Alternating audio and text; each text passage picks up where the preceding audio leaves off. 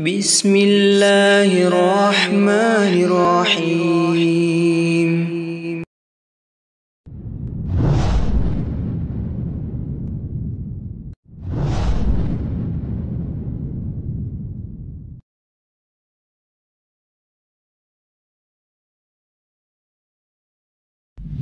Tersebarnya hasad, iri dengki seseorang, ya. Ini iri dengki seseorang, orang benci, orang tidak suka, ya. Bahaya ini Bapak Ibu sekalian. Kalau seseorang membiasakan dirinya cemburu, kenapa orang ini lebih cantik, orang ini lebih gagah, orang ini lebih kaya, orang ini lebih pintar, dia cemburu, maka itu namanya hasad, bahaya. Dalam Islam tidak boleh kita iri dan dengki. Kita boleh menjadikan prestasi orang lain sebagai pemicu kita mengikuti dia. Iya betul. Orang ini juara di kelas, saya ikuti supaya saya juga juara di kelas, gitu kan? Orang ibu itu pintar masak, lalu ibu ikutin dia supaya bisa pintar masak juga. Oh bapak itu prestasi itu, dia bisa sampai S3, sampai profesor, lalu dia ikuti langkahnya. Nah itu oke. Tapi kalau kita sengaja hasut dengan orang, nggak boleh. Ini nanti akan memunculkan penyakit namanya ain. Penyakit ain. Ain itu artinya matanya menjadi panas. Apa saja yang dia lihat dia bisa rusak. Perhatikan hadis Nabi SAW. Di antara hadis itu adalah hadis yang sahih riwayat Imam Muslim yang berbunyi, al-ainu haq, walau kana syai'un sabaqal qadara la sabaqathul ain. Ain itu benar adanya.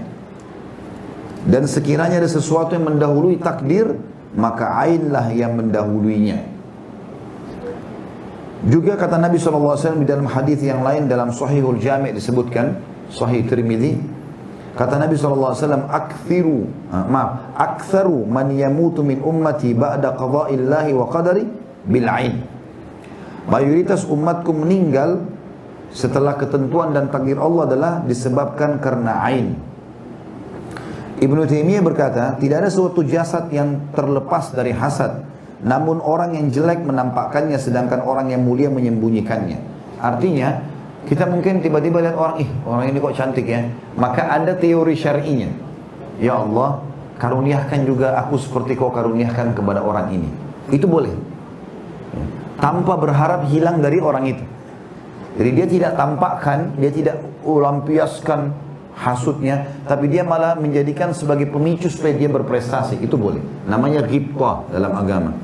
Tapi yang tidak boleh kalau bapak ibu cemburu, kenapa dia lebih gagah, kenapa dia lebih cantik, kenapa dia lebih pintar, lalu kita jengkel ke bawah arus berharap nikmat itu hilang dari dia. Nah itu namanya hasut, ini bahaya.